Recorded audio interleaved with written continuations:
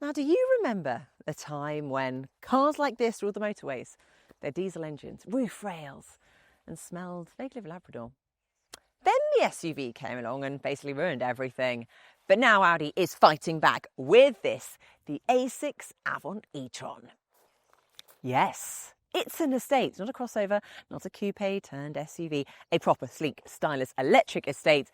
And honestly, it's actually about time, right? Now, look, I get it. SUVs are everywhere. I might drive one as my daily. They're tall, they're practical, particularly if you're loading kids in and out. You can see over hedges. But estates, they are the original all-rounder. Big boot, great on motorways, and they don't handle like a wobbly jelly on corners. What is not to love, right? Well, if you are prepared to stick around for the next 15 minutes, I will tell you if Audi has done enough to persuade us that the estate is the way forward. So buckle up. And while you're at it, actually, would you mind giving me subscribe button, just a little bit of love? And if you are watching on a smart TV, scan the QR code. How fancy is that? So posh. This is Audi's first all-electric estate, and we've been told that it won't be the last. This Avant version actually shares all the underpinnings with the Q6 SUV and the new Porsche Macan, which is a car that has impressed me previously. Now, this has the same platform, same batteries, and same posh performance pedigree. Okay, now I don't know if it's just because I'm getting old, but I think this is a very good-looking car. Perhaps not poster on the wall kind of stuff, but this is a head turner, right? I mean, look, you've got the lovely LED headlights that work really well together with the daylight running lights. You've got the blocked off front grille. Just overall, air intakes down the side there that are actually go all the way through. Overall, I would give this design exterior on looks, I reckon an 8.5 out of 10. What do you think? Now, down the side, it would be rude not to mention these. These 21-inch alloys look sharp. But overall, this is a classic Audi estate in profile, isn't it? And I think that's going to appeal to buyers who don't just want another SUV. However, if you are more of a saloon kind of a person, Audi also offers the A6 in Sportback 4, which our lovely Tom drove on the international launch last year. And would you believe there's a video of that on the channel, just here. Let's have a little walk around the back because, good news, there are no hidden surprises and the kind of traditional Audi design continues. Quick mention of the light bar because it does look really good. It makes it very distinctive. And some of you will be very happy to know that there is a windscreen wiper. But there's always a but. And I wouldn't be doing my job properly if I didn't tell you about the areas that haven't quite hit the mark. Now, let's take a look at this. Example number 1. This is a very nice badge at the back and it lights up, which does look really good. However, in different colour combinations, it kind of gets lost. So keep your eye out for that. Example number 2. The design of this, the location of the charging flap right underneath the window, I don't know. I don't think it looks that good. I feel like, was it a mistake? Did they mean to put it that close? And then, wait for it. You go to charge your car. You open up your flap. Oh. Is the charging flap greeting me? Very excited to get some electricity inside. Cool. Okay. And then we'll go and close it. Just watch what happens. Bye-bye now.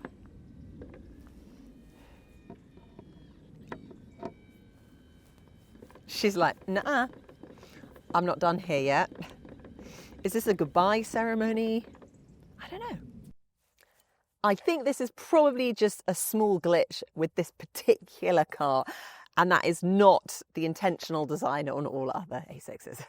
Now, completing my hat trick of horrors is example number 3, the digital, or as Audi like to call them, virtual wing mirrors. Now, from the outside, they look kind of cool, although I also think they look a bit like crab eyes, who are sort of like scanning the beach for their next meal. But when you actually start to use them, they're not perfect. Passenger side, fine. But the issue is the location of the screen for this one. Now, obviously, you can see the angle that it's at. Ideally, you should be like here. But you're not. You're sitting here. And if your mic Askew on the Electrifying team, who is over 6 foot tall, you're viewing it from back here. And then the view is quite disastrous. He, I quote, said they were the worst digital mirrors he's ever tried. Ouch. I wouldn't go quite that far, but Mike maybe wasn't in a very good mood. Thankfully, the rest of the interior is pretty good. This lovely curved display really dominates the dash, with great graphics and quite an intuitive layout. You can customise it to show only the bits that you want, which is a good thing because initially it can be a bit overwhelming. There is also an optional third screen for your front passenger because apparently they need to be entertained too. Now, I think thanks to lots of the materials used, like on the door and this rail, an Alcantara rail, it does feel kind of luxurious and fancy. Apart from here. Piano black. How do we feel about piano black? I think I have gone off piano black, mainly because now everyone's used it. And that's, all the entry-level cars are now full of piano black. So I kind of don't associate it with luxury. So that's a shame. And also, as you can see, it's already covered in fingerprints. So that's a no from me. What is also maybe a no for some of you, although I think it is all right actually, is that there are no physical buttons because you have this Alcantara rail. But what you do have is that there is a toolbar at the bottom with all of the temperature gauges there. So you can change your heated seat, or put it on or off. You can change the temperature settings, AC, blah, blah, blah. So it's all there at the touch of a button. You don't have to go into a menu to find it. Now, more physical buttons can be found over here in the door. So you've got lights, you can set your seat, you can set the wing mirror, which is quite handy. More physical buttons, as you would expect, on the steering wheel. Now, one little gripe is, say yesterday, volume was very low on my radio, kids were sleeping in the back, and now I jump in the car, hit the road, and I want some tunes. Now, normally, you would just hold down the plus button, and the volume would just go loud. But instead, you have to keep pressing. No, still not loud enough. No.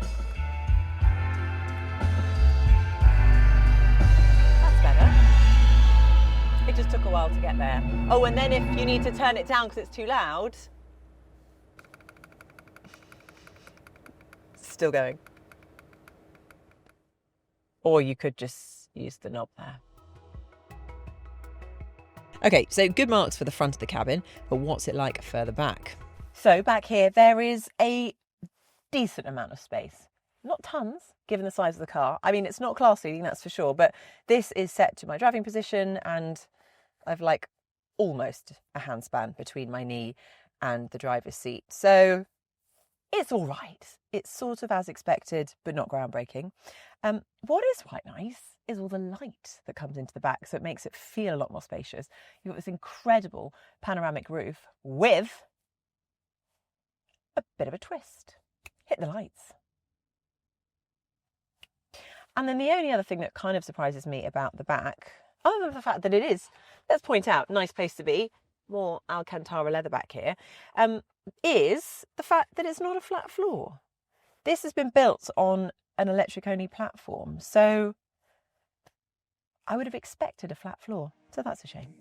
The boot is very accommodating. Even with the rear seats in position, we're talking 502 litres of space. Fold the seats flat and you have more than 1,400 litres. That is bike and tent territory, or just loads of room for flat pack furniture if you're feeling brave. But again, I can't help feel that the Q6 would be more practical if space is really critical to you. The Q4, Audi's smallest EV, matches that boot space figure of 520 litres, while the Volkswagen ID.7 Tourer has more than 600 litres. The AC e-tron comes with two battery options, a 75.8 kWh pack or a bigger 94.9 kWh unit if you fancy more miles between plug-ins. In this Avant, that means a claimed WLTP range of up to 361 miles for the smaller pack, or a whopping 437 miles for the big one, making this one the longest-legged electric estate you can get right now. A heat pump comes as standard, which is great news for those chilly mornings, and it helps efficiency and range when the mercury drops. Oh, I do have another bone to pick. because with this car, there is still no vehicle to load or vehicle to grid function. Nada, niente, nothing. Which is a bit of a head scratcher, to be honest, because I mean, Hyundai, Kia, MG, even Peugeot, they all operate on cars that cost half this. Come on, Audi, you can do better. I mean, where am I supposed to plug in my hair straighteners on one of our shoots? And I know that is always at the top of the agenda of any car designer. More to the point, sometimes we're filming in a remote field. Ginny needs her coffee. How are we going to plug in the kettle? That's scary. On the plus side, the charging speeds are properly rapid. The smaller battery can handle up to 225 kilowatts and the bigger one does up to 270. Now that means a 10 to 80% top up can take just 20 to 30 minutes if you're at a fast enough charger. Thankfully, the A6 comes with battery preconditioning, which basically gets the battery ready to accept a higher power charge if it knows that you're heading to a charger. That means you're more likely to see those high speeds because the battery is ready to handle that huge slug of power. However, to activate it, you need to use Audi's built-in navigation system and set your destination as a rapid charger. There's no manual button like you'll find on a Q4 or any of the other Volkswagen Group cars that are built on the MEB platform. This video is brought to you with Andersen EV, the UK's most awarded home charge point brand of 2024, offering over 200 colour and finish options, a market-leading 7-year warranty and a unique hidden tethered cable. Now, this is when the A6 starts to really shine because it's quiet, it's comfortable, and because it's lower to the ground than an SUV would be, it actually feels quite planted, and it's fun in corners as well. Now, it's not pretending to be a sports car, but if you do fancy a bit of cheeky acceleration, then it does have that EV pump that we absolutely love. 0 to 62 miles per hour in 5.4 seconds. Bravo.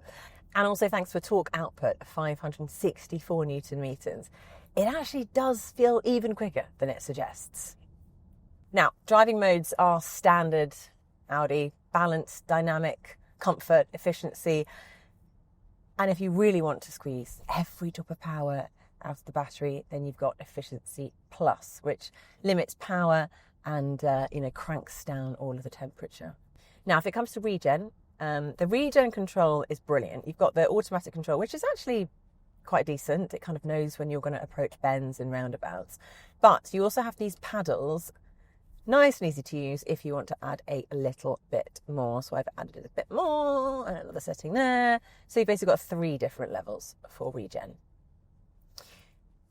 Now, here's something to discuss, because when the lovely Tom Barnard drove this in Europe earlier in the year, the model he drove had air suspension.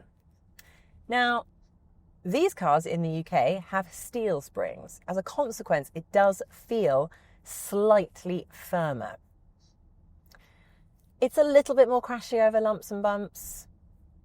It's maybe not quite as restful as you might hope on some of the A roads, but it's still a very pleasant drive. But I think there will be a difference from driving a UK model to a European model. One thing I am really enjoying is, you know how all the cars of today have so many driver assistance systems and it's binging and it's bonging and sometimes it's overwhelming. What I'm really enjoying is that it's warning you about the next speed limit change. So when you're driving at maybe 50 miles an hour, which I am now, but then you're approaching a village and the speed limit drops to 20, it gives you quite a decent amount of warning, and it's just a little reminder there that in a minute you're going to be hitting a 20-mile-an-hour zone, which is great because sometimes those villages, they do come out of nowhere. Price-wise, the basic entry-level A6 e-tron Avant will set you back just over £65,000. If you want the bigger battery though, you will need to find £72,500 for the cheapest model. Now, this is where it does get a bit complicated because Audi offers 3 trim grades: Sport, S-Line and Edition 1, plus 3 different drivetrain options: Standard, Performance and Quattro. So play around with what you want, but it will affect the price. So here is the deal. If you are ready to go electric, but don't want to follow the SUV crowd, then the Audi A6 Avant e-tron is absolutely worth a look. It's fast, frugal, and dare I say it, cool in this sort of understated grown-up way. You are going to get practicality without the bulk, range without the range anxiety, and a driving experience that is more refined than your average high-rise hatchback. However, before you do trade your SUV for one of these, I'd like to point out that the Avant does have a few limitations. Personally, for me, if you have young kids, putting them in and out of the back of the car, bending down, maybe it's not the car for you. Or perhaps you just like sitting higher than everyone else's exhaust pipe. If that's the case, maybe the Q6 is better for you. What do you think? Do you want to see more estates on the road? Or is the SUV still king in your eyes? Let us know in the comments.